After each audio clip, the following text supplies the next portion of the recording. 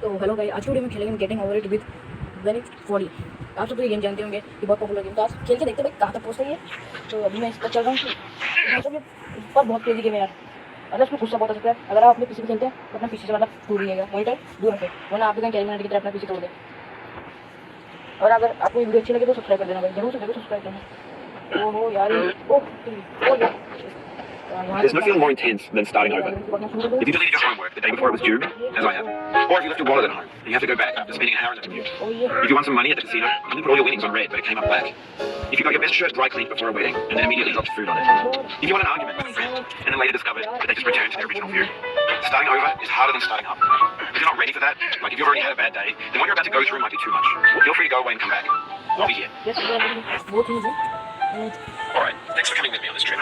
I'll understand if you have to take a break at any point. Just find a safe place to stop with the game.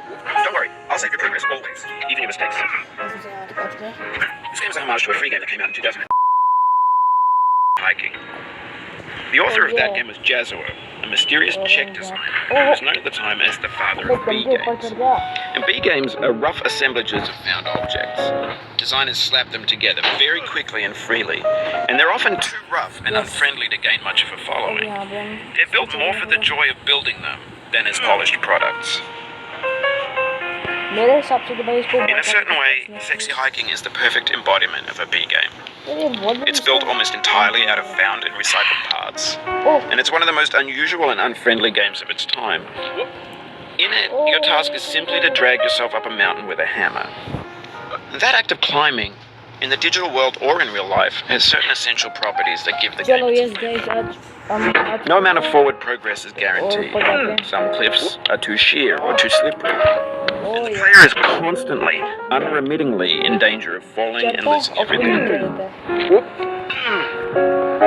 Anyway, when you start Sexy Hiking, you're standing next to this dead tree that blocks the way to the entire rest of the game.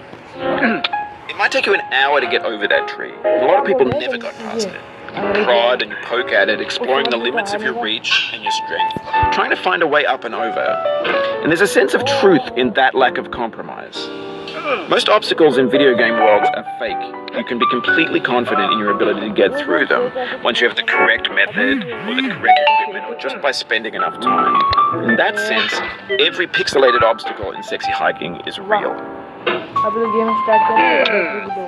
The obstacles in Sexy Hiking are unyielding, and that makes the game unique and frustrating.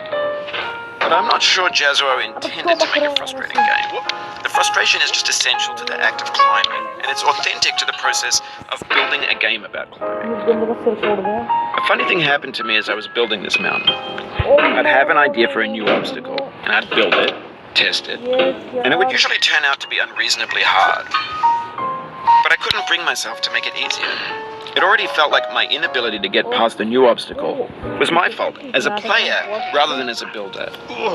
Imaginary mountains build themselves from our efforts to climb them, and it's our repeated attempts to reach the summit that turns those mountains into something real.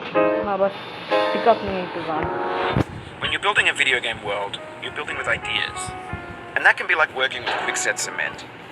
You mold your ideas into a certain shape that can be played with. And in the process of playing with them, they begin to harden and set until they're immutable, like rock. And at that point, you can't change the world. Not without breaking it into pieces and starting fresh with new ideas. For years now, people have been predicting that games would soon be made out of prefabricated objects, bought in a store and assembled into a world. And for the most part, that hasn't happened, because the objects in the stores are trash. I don't mean they look bad or that they're badly made, although a lot of them are. I mean they're trash in the way that food becomes trash as soon as you put it in the sink. Things are made to be consumed and used in a certain context, and once the moment is gone, they transform into garbage. In the context of technology, those moments pass by in seconds. Over time, we've poured more and more refuse into this vast digital landfill.